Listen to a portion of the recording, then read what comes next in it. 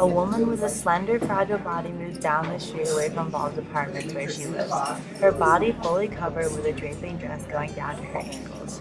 A scarf wrapped around her head covering her long, beautiful hair. Many men would stare as she passed by, admiring her beauty, although most of it was covered.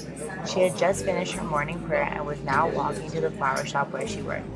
Every day she worked at the flower shop, except for Sunday when she would attend church. With her paycheck from the flower shop, she would only buy necessities. With any leftover money, she would buy flowers for the church, and every Sunday she would go in the church early and decorate the inside of it with her flowers.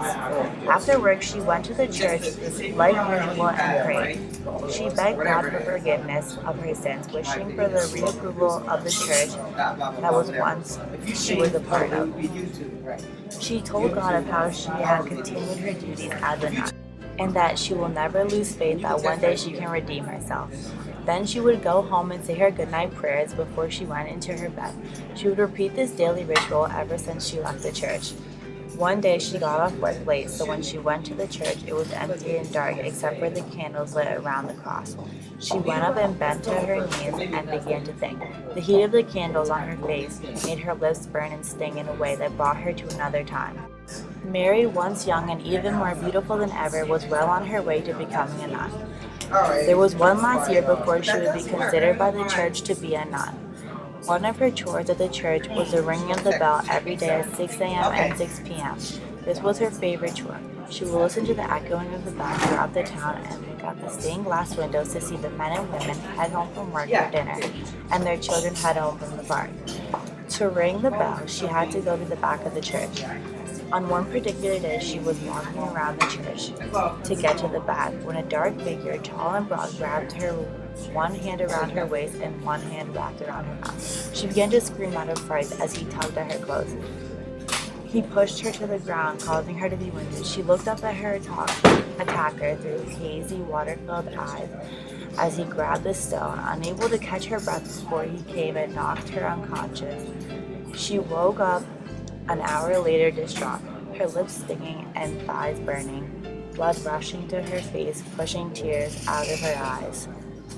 She gets up, and the pain of her legs heightens as she fell back to her knees. Attempting again, she stumbles to the glass door of the church, thrusting her body through the door until she was in the sanctuary.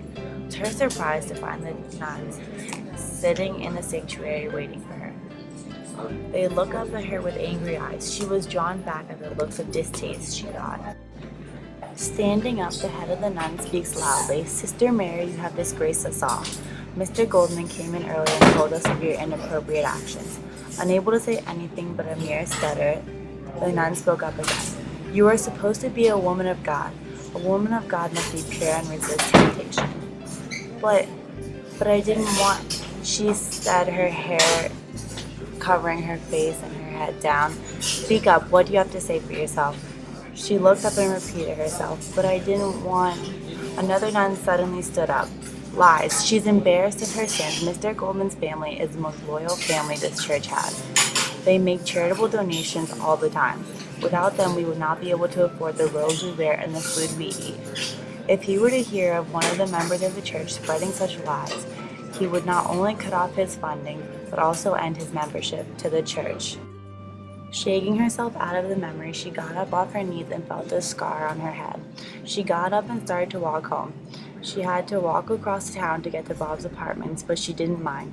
She felt comforted by the streetlights. She crossed the streets. Her house was in sight when she hears a voice so loud it made her ears ring. She stopped dead in her tracks. The voice came from the pub directly behind her. She ducked into a nearby alleyway and pressed her back against a cool brick wall and slid down it, slowly listening carefully to the voice. There was another voice, a sweet, soft voice from a young lady. "Come on, just one drink," James Goldman said, slurring, obviously drunk. "No thanks, I really need to get home. Don't you trust me?" Her heart starts pounding. Hot blood rushing to her face, stinging her lips, so much so that they felt like they were on fire. Her eyes daggered around the alley when her eyes were caught by it. Shattered glass spread across the ground from a large piece of glass like a window. She crawled over to the large shreds of grass and grabbed one in her hand. Grabbing it so tight that her palm started to drip blood, she watched the red blood travel from her palm to the end of the glass, dripping to the ground of the alley. With every drop of blood that left her body, she felt a rush of adrenaline. In her excited state, she hadn't realized that James and the girl had gone quiet. She peeked back around the corner of the alleyway, seeing him kissing her against the outside of the pub. She closed her eyes and prayed, "Father, guide me. What shall I do?" She repeated this prayer over and over again, holding the shreds of glass in her hand and grabbing it tighter and tighter, and the cut going deeper and deeper into her palm. "Leave, go home. He will pay for his sins. I'll make sure of it, Mary." And that's what she did. She ran all the way home, and she never looked back.